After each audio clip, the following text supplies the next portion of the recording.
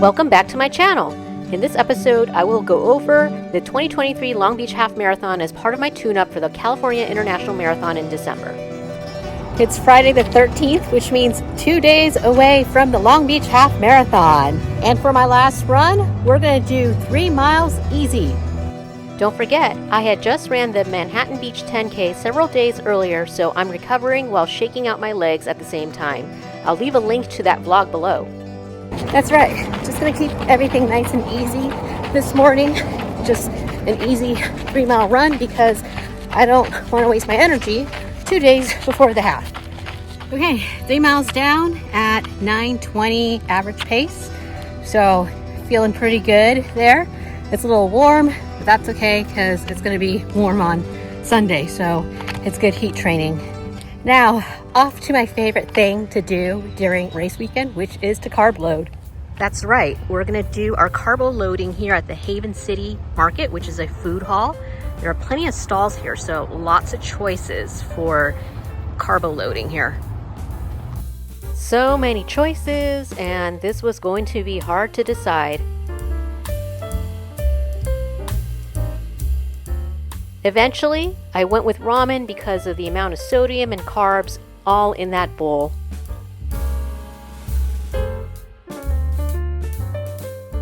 And why not top off with a pear crepe? After all, it is the fall season. Here's my flat runner for the race. I was going to try out the Morton 160 gel since they have more carbs and sodium than the regular Morton 100s. It's going to be a hot day and I was worried about sweating out sodium during the race. Race morning arrived and I was up at 4 a.m. to make myself the breakfast of champions with my Morton drink and a cup of oatmeal to consume on my drive to Long Beach. Oh boy, this is what I get for missing the exit to 6th Street. So I'm here on Shoreline Drive trying to get parking, and then I gotta go pick up my bib. Oh well, that's all right. I built it into my morning to be sitting in traffic because it's gonna be a while till I get to the convention center and I still gotta pay for parking.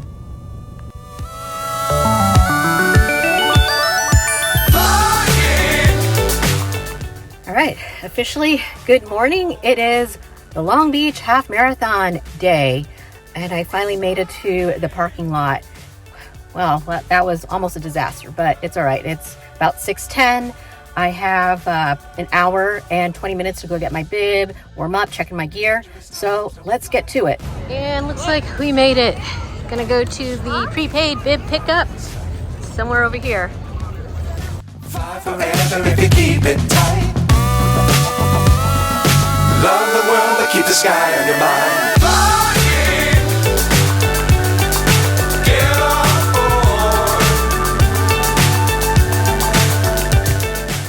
Didn't even have time to check out what the finisher shirt looks like.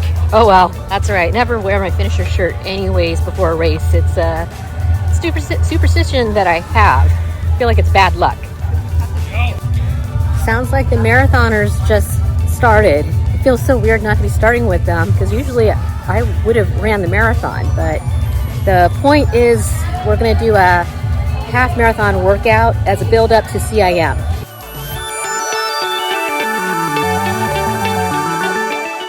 Okay, so got my stuff checked in and now I'm gonna go find the restroom. I still gotta do my half mile warm up, so I wonder if I could do that while looking for the porta potties because I don't see them anywhere. Okay, here we go. Half mile warm up. Half mile warm up, AKA find the porta potties. There we go, did it. Half mile warm up and I made it to the porta potties. And here you go, warm up done. Did it. So what a morning. Found parking, got my bib, did my warm up, and then used the porta potties. So now just try to get my mind into the race. What's my race plan? Seeing that my last two 10K finish times were just barely over 50 minutes and I had just finished a downhill half marathon in June with a time of 1:41.55, I thought I could finish anywhere around 1:45 to 1:50. That would average about 8 to 8:24 minute mile pace, which is what I would need to run a BQ at CIM. Now to decide where to line up for the start. The 9-minute pace seemed too slow for me, and the 7-minute pace was too fast. There was no 8-minute pace sign, so I would have to stand somewhere in between. I migrated to the back of Wave 1, figuring that would be a good spot since the 150 pacer was at the beginning of Wave 2. Folks, make some noise for our wheelchair athletes! Are out there. We're getting ready to release Wave 1. We're also going to do our national anthem. So as we're lining up here at the front, we're getting ready to do our national anthem. 3, 2, 1!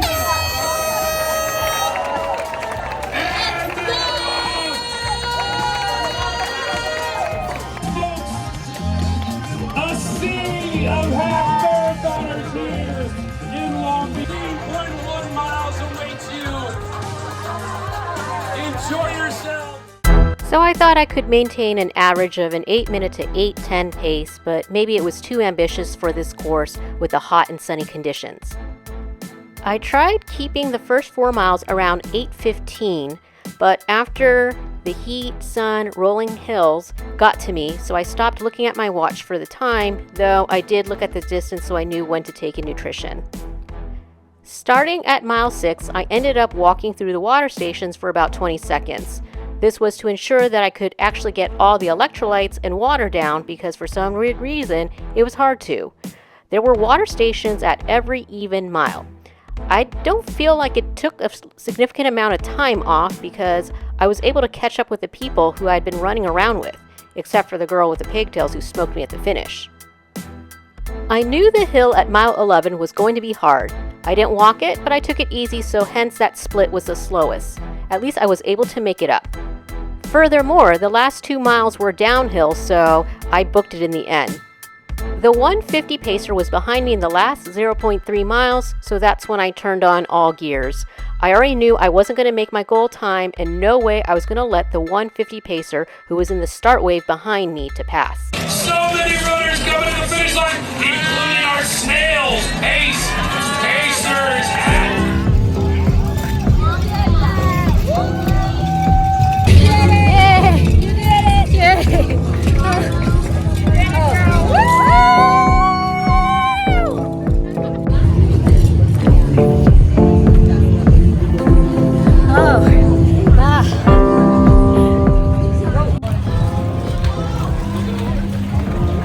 Congratulations, you guys. Thank you.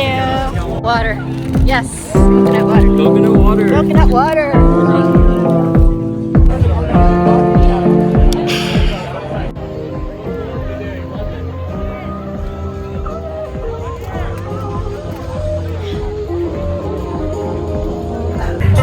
Okay, I'm gonna go grab my gear and then go find my friends.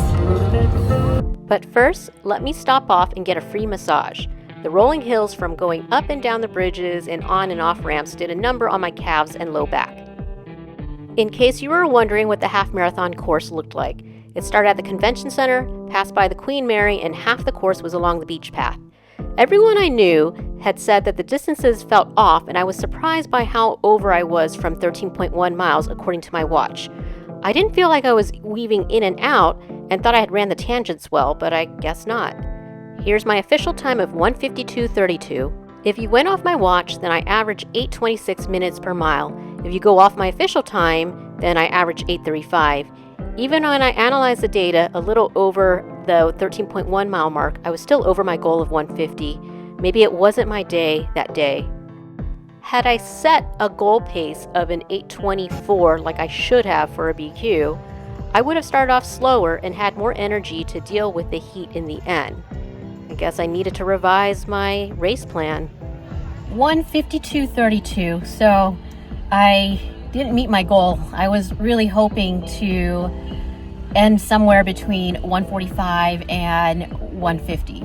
Maybe it's because I had the wrong goal pace in mind. I was trying to average 8-minute miles at the end, and so I was trying to go about like 8:15, 8:20 in the beginning, but that might have been just too ambitious. And then heat was also a factor. Oh boy, it's hot and sunny. Heat train's just going to make me stronger. I don't anticipate CIM to be in the 70s, because if it is in the 70s in December, there are other problems. I think I have like 6 or 7 weeks until CIM, so I'm going to take this week to reduce my mileage and recover, and then we'll get back at it. Still have plenty of time to improve here. From the way things are going, it's seriously going to take me much longer to get out of the parking lot than it did for me to run the half marathon. It's just complete gridlock.